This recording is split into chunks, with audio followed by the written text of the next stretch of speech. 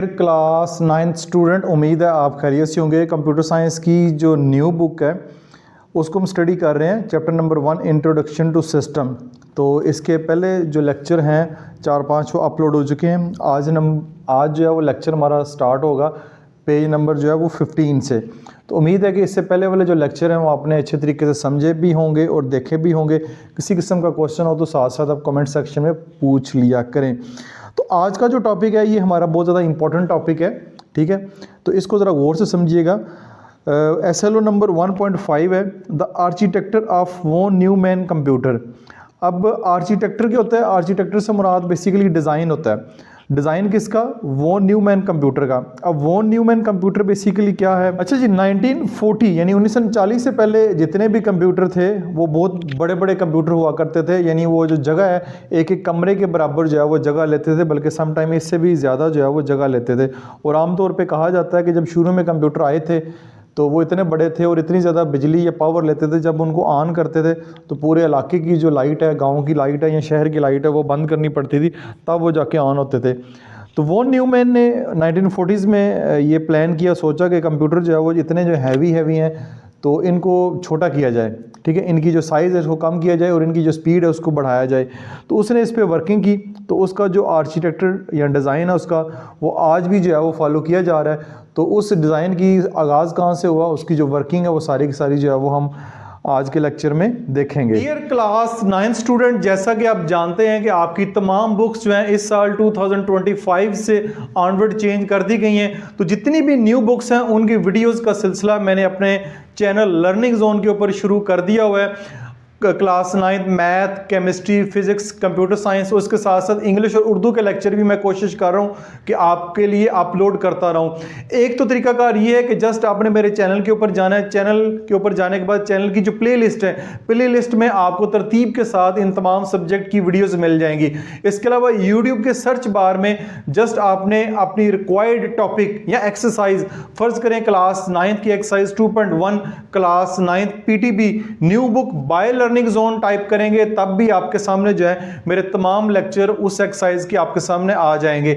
इसके अलावा physics, chemistry, bio, उनके लेक्चर अगर देखना चाह रहे हैं जस्ट आपने टॉपिक मेंशन करना है। चैप्टर नंबर 2 है, चैप्टर नंबर 3 है, आगे सब्जेक्ट टाइप करना है। PTB new book by learning zone type करेंगे, तब भी वो तमाम लेक्चर जो है वो आपके सामने आ जाएंगे। इसके साथ साथ जैसे आपका सेशन स्टार्ट हो जाएगा, आपके एग्जाम स्टार्ट होंगे, तो हम कोशिश करेंगे कि लाइव क्लासेस जो है वो चैनल के ऊपर शुरू की जाएं, जिसमें आपके पेपर्स की तैयारी और लाइव क्लासेस भी जो है वो आपकी कंडक्ट की जाएं। तो जस्ट आपका सिर्फ इतना ही काम है, अपने चैनल को सब्सक्राइब करना है, अपने दोस्तों के साथ शेयर करना है और ज़्यादा से ज़्यादा लोगों के साथ शेयर करें और अच्छा सा कमेंट भी करें, अपना फीडबैक भी दें। अच्छा, स्टार्ट करते हैं। The von Neumann architecture is a computer paradigm that delineates a system in which the hardware of the computer has 4 primary components।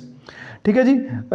The von Neumann architecture is a computer paradigm, यानी computer का वो design, paradigm से basically मुराद ये को design यही था, that डेलिनिएट्स यानी आउटलाइन, ये बेसिक डेलिनिएट से मुराद है आउटलाइन ऑफ ए सिस्टम ये थी। यानी बेसिकली ये बताना चाह रहा है कि इस वॉन न्यूमैन ने जो कंप्यूटर सिस्टम इंट्रोड्यूस करवाए थे उसका बेसिक मकसद था कि computer has 4 primary components. Computer के सिर्फ 4 जो हैं वो प्राइमरी कंपोनेंट्स हैं, जिसमें memory, central processing unit CPU, input mechanism and output mechanism. जैसे ये इनपुट डिवाइस, आउटपुट डिवाइस, फिर central processing unit, CPU, arithmetic logic unit और मेमोरी, ये 4 ही कंपोनेंट आजकल जो है वो इसी के ऊपर बेस कर रहा होता है कंप्यूटर सिस्टम। इसी में जितने भी फंक्शन होते हैं इन्हीं का 4 का जो रोल बहुत ज़्यादा होता है। तो इसने कहा था ये सिर्फ ये 4 प्राइमरी जो मेन हैं ये होने चाहिए, बाकी इसके अलावा जो इसमें एक्स्ट्रा चीज़ें हैं या जिनकी ज़रूरत नहीं है, जो लाइट ज़्यादा लेती हैं, जिनका वज़न ज़्यादा है, तो उसको ख़त्म किया जाए। इन्हीं के ज़रिए कंप्यूटर को जो आगे बिल्ड किया गया इन्हीं 4 चीज़ों के साथ। This model is called the John von Neumann model. इस मॉडल को जो है वो जॉन वॉन न्यू मॉडल कहा गया। The Neumann model name in honour of the mathematician and physicist who contribute in its development during 1940s। इसका जो नाम है, आपको जो नाम नज़र आ रहा है वॉन न्यूमैन कंप्यूटर्स मॉडल या आर्किटेक्चर, ये 1940 में जितने भी मैथमेटिशियन और जो फिज़िक्स के लोग थे जिन्होंने मिल के जो है इसके ऊपर काम किया, तो उन्हीं के ऑनर में इसका नाम जो है वो ये वाला वॉन न्यूमैन कंप्यूटर रखा गया। ये था थोड़ा जो इसकी हिस्ट्री जो मैंने आपके साथ शेयर की है। ये आपको जो थोड़ी बहुत आनी चाहिए। असल जो चीज़ है, अब इसके कंपोनेंट्स क्या हैं बेसिकली, अब इसके कंपोनेंट्स से मुराद है इसके हिस्से क्या हैं, इसमें कौन कौन सी जो चीज़ें हैं जिनका चार चीज़ों का जिक्र किया है। Input device, output device, central processing unit जिसमें कंट्रोल यूनिट है, अरिथमेटिक लॉजिक यूनिट है और मेमोरी यूनिट है।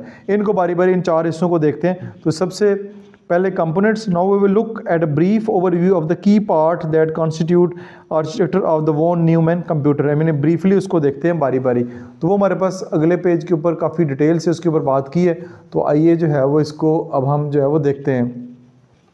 सबसे पहले मेमोरी की बात करता है। पहला जो पार्ट है वो कंपोनेंट है वो मेमोरी है। कंटेन यानी मेमोरी से, जैसा कि आप जानते हैं, आप कल जितने भी कंप्यूटर आ रहे हैं, मेमोरी तो फर्स्ट है कि जिसने डाटा स्टोर करना है। Contain both input data and the instruction program required for CPU processing. इसमें जितना भी डाटा हम इनपुट करेंगे और उसकी जो रिक्वायर्ड इंस्ट्रक्शन है, प्रोग्राम है, वो सीपीयू ने जो प्रोसेसिंग करनी है वो सारा जो है वो मेमोरी में आएगा।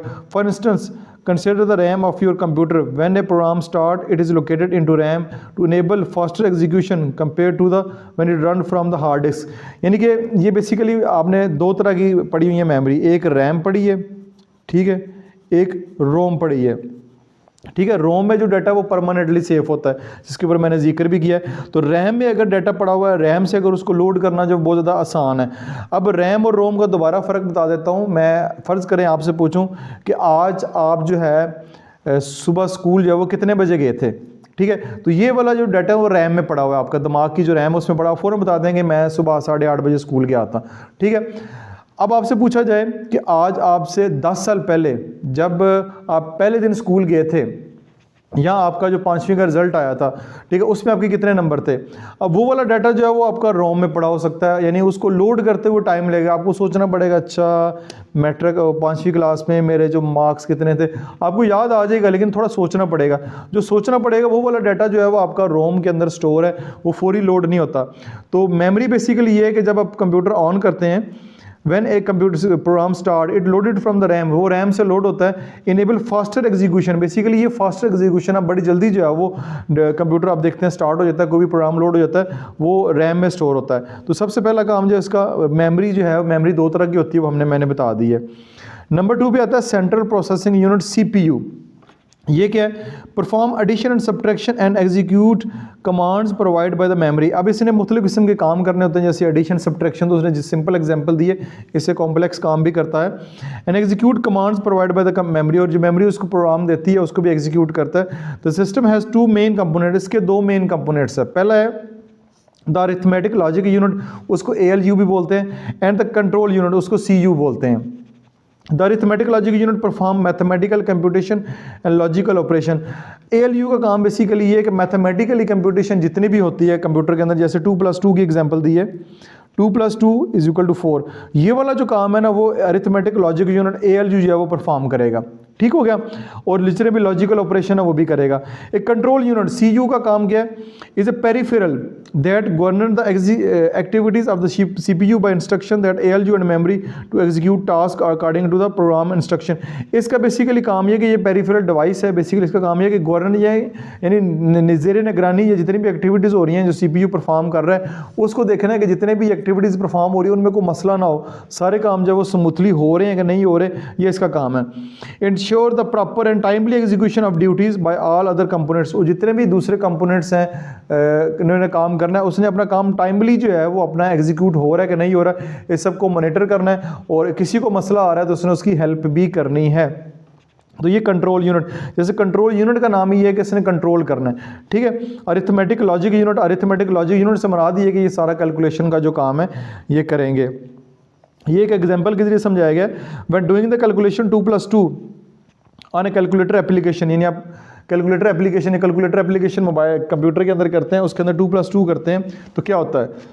The arithmetic logic unit ALU handle the numerical value, यानी कि जो न्यूमेरिकल वैल्यू है 2, इधर भी 2 है इधर भी 2 है 2, while the control unit supervise the whole procedure, यानी कि 2+2 को 4 करना है, और इसका जो प्रोसीजर है 2+2 तो किया, दरमियान में जो प्लस का साइन है ये जो परफॉर्म करना है, इसको जो है वो कंट्रोल यूनिट जो है वो सुपरवाइज करेगा। सुपरवाइज से मुराद है अपनी ज़ेर निगरानी ये काम जो है उसने परफॉर्म करवाना है।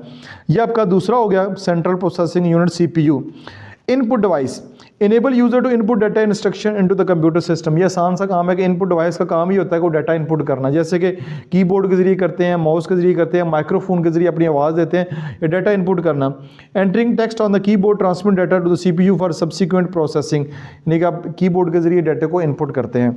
आउटपुट बहुत आसान है, प्रेजेंट और communicate the outcome of the task executed by the computer. जो भी कंप्यूटर ने काम किया है, ठीक है, उसकी जो आउटपुट दिखानी है वो आउटपुट डिवाइस का काम है।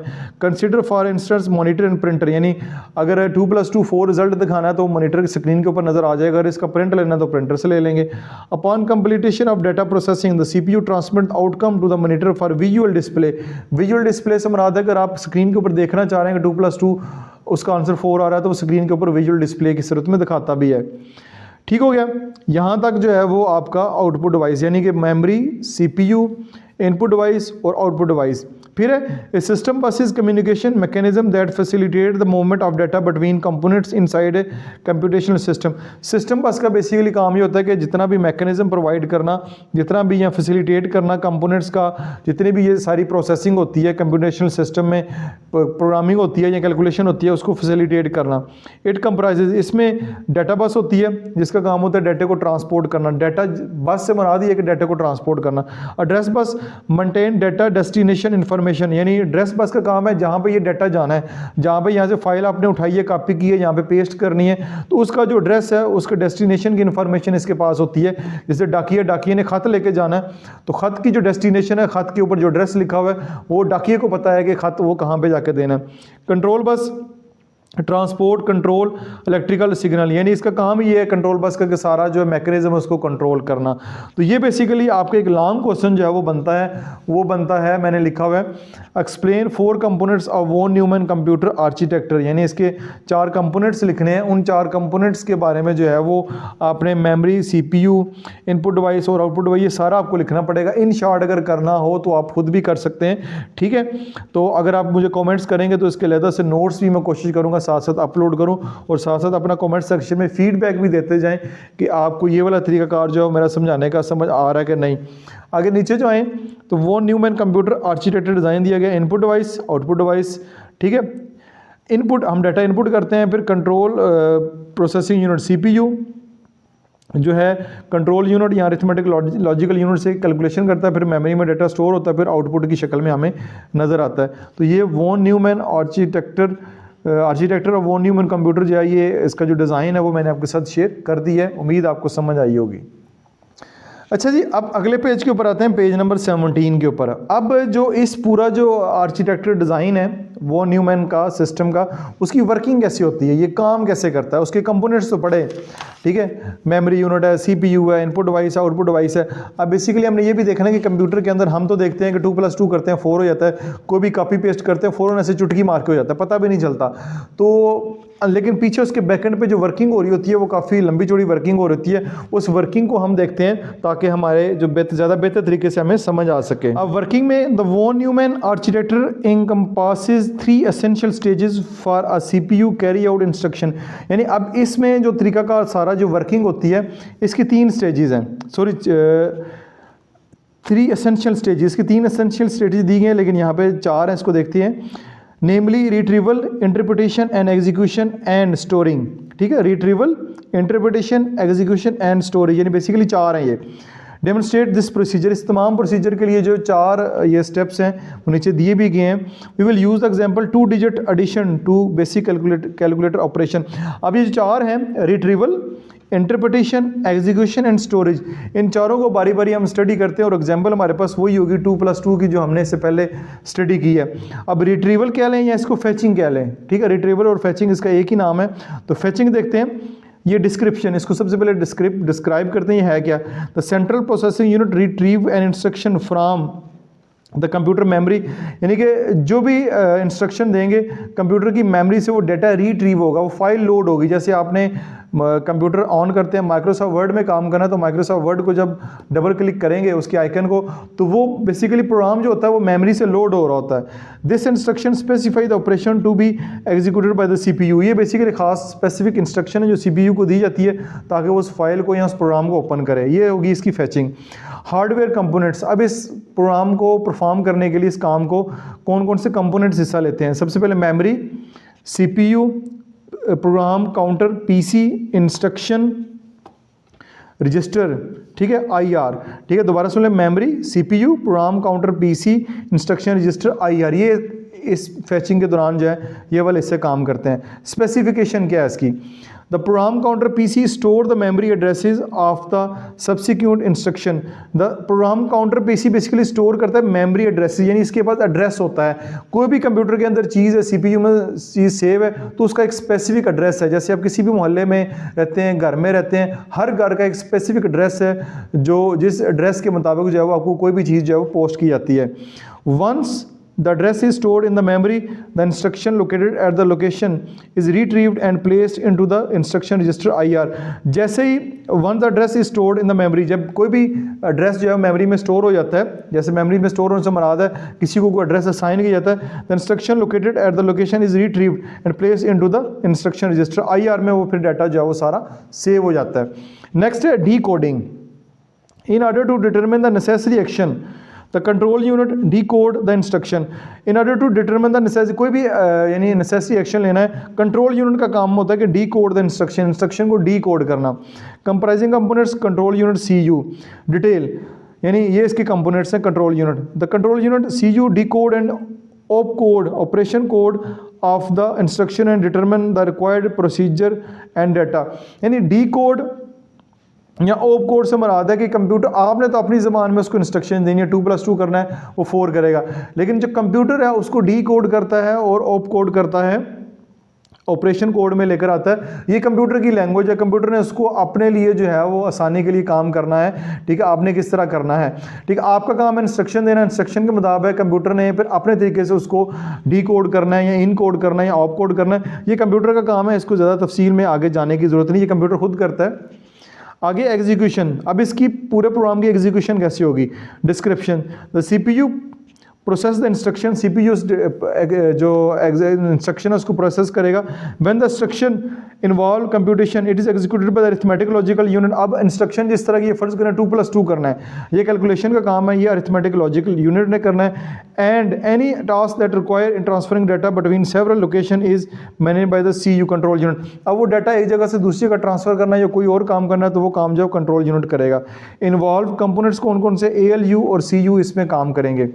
Detail, the arithmetic and logical unit carries out the mathematical and logical calculation while the control unit handle data transmission activities. ये तो हमने पीछे भी पढ़ा है इसके ऊपर कि कौन सा क्या कौन, यानी ALU के बारे में और CU के बारे में हम पहले भी पढ़ चुके हैं। नेक्स्ट और आखिरी काम है स्टोरेज, यानी स्टोरिंग, यानी कि जो भी काम आपने किया है उस डाटे को स्टोर करना। The outcome of the computation is either return to memory और sent on a output device. यानी जो भी काम करते हैं, जैसे 2+2 किया 4 आ गया, 4 को या तो वो डाटे को स्टोर करने के लिए मेमोरी के पास भेज देगा या वो आउटपुट डिवाइस यानी मॉनिटर के ऊपर डिस्प्ले कर देगा, जैसा आप चाहेंगे वो वैसा जो है वो कर देगा। इन्वॉल्व कंपोनेंट्स मेमोरी इसमें आती है या आउटपुट डिवाइस आती है, मॉनिटर आ गया आपका या प्रिंटर आ गया जिस पे हमने प्रिंट लेना है। Specification, the outcome is either stored on designated memory location और send to an output device such as display, या डिस्प्ले के ऊपर सेंड किया जाता है। तो ये आपकी वर्किंग है, फैचिंग यानी रिट्रीविंग, इंटरप्रिटेशन, डिकोडिंग। इंटरप्रिटेशन यानी तो उसको तशरीह करना, इंटरप्रेट करना। डिकोडिंग से मुराद ये है कि आपने जो, यानी जब आप ये अगले चैप्टर में बाइनरी वाला पढ़ेंगे ना, जैसे ये बाइनरी वाला चैप्टर है, ठीक है, ये कंप्यूटर की लैंग्वेज है, ठीक है, ये बाइनरी वाली अगले चैप्टर में जब हम सीखेंगे, कंप्यूटर उसको अपनी ज़बान में बाइनरी लैंग्वेज में जो भी इंस्ट्रक्शन देते हैं उसको समझता है, उसको करता है, ठीक है।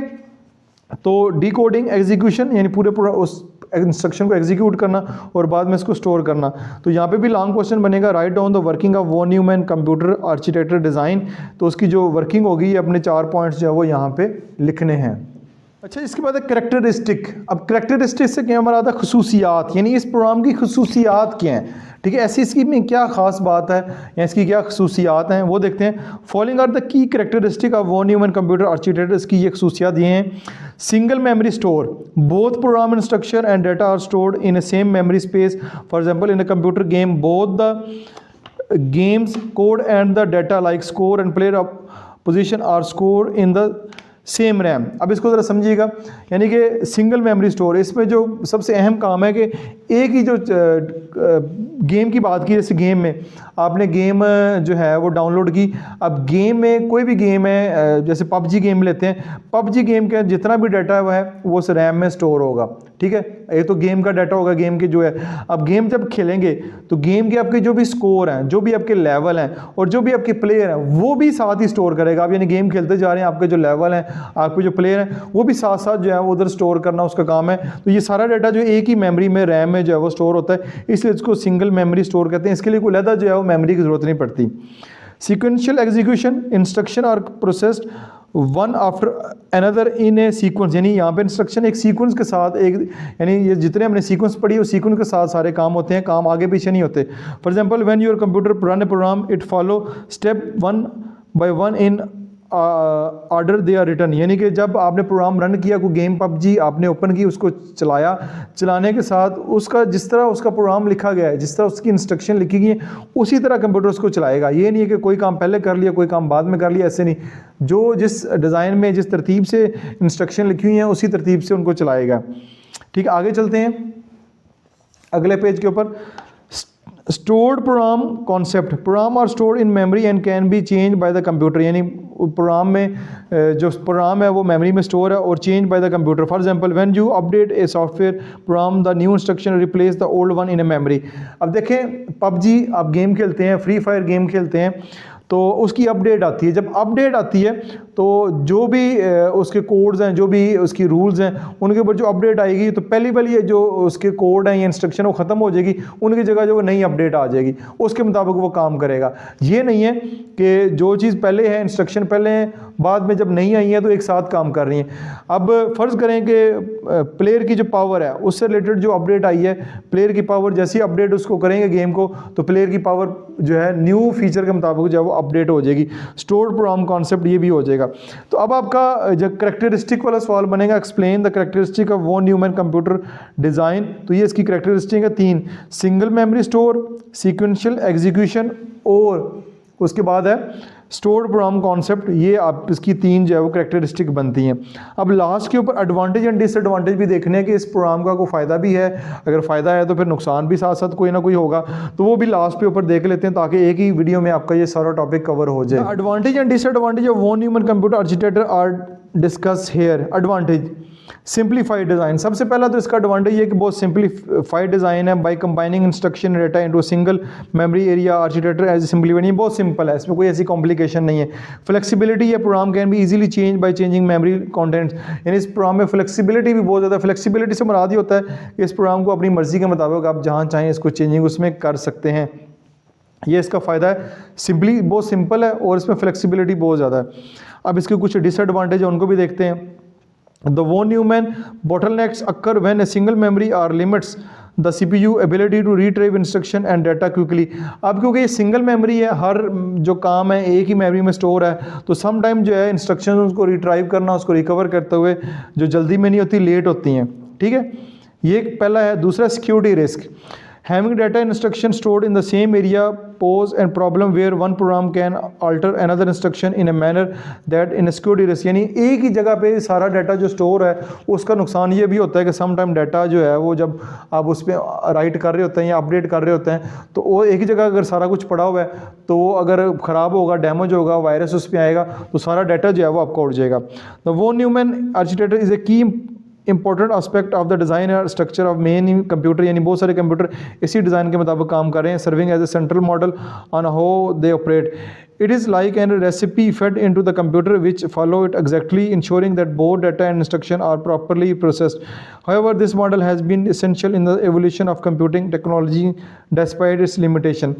अब यहाँ पे आखिर में उसने बात की कि डिस्पाइट इट्स लिमिटेशन, यानी यहाँ पे थोड़े बहुत मसले हैं, इसके नुकसानात हैं, लेकिन फिर भी इसके बावजूद भी ये वाला डिज़ाइन आज भी काम कर रहा है और इससे आगे जितने भी डिज़ाइन बन रहे हैं वो इसी की बेस कर रहे हैं और इसी को आगे लेके चल रहे हैं। तो ये आपका आखिर पे एडवांटेज एंड डिसएडवांटेज वाला टॉपिक अगर लिखना चाहें, अगर खाली यही आ जाता है कि write down the advantage and disadvantage of von Neumann computer system, तो अब ये यहाँ पे लिख सकते हैं। तो ये वाला टॉपिक जो है आज एक वीडियो में मुकम्मल हो गया। अब मुझे अपने कमेंट्स में बताना है कि मेरे वाला जो तरीक़ाकार है, जिस तरीके से मैं आपको समझा रहा हूँ, आपको समझ आ रही है? अगर आ रही है बहुत अच्छी बात है। अगर इसमें कोई इंप्रूवमेंट है, कुछ आप नया लाना चाह रहे हैं, कुछ आप डिफरेंट मेथड चाहते हैं, जैसे मैथ की वीडियो में आप मेरी देख रहे हैं, बाकी वीडियोज़ भी देखते हैं, तो आपके कमेंट्स को मैं ज़रूर अप्रिशिएट करता हूँ, आपके फीडबैक को लेता हूँ, तो उसके मुताबिक मैं लेक्चर को आगे डिलीवर करता हूँ। तो अपना फीडबैक ज़रूर दीजिएगा। अपना बहुत सारा ख्याल रखिएगा। दिस इज़ मासूम बशर साइनिंग ऑफ।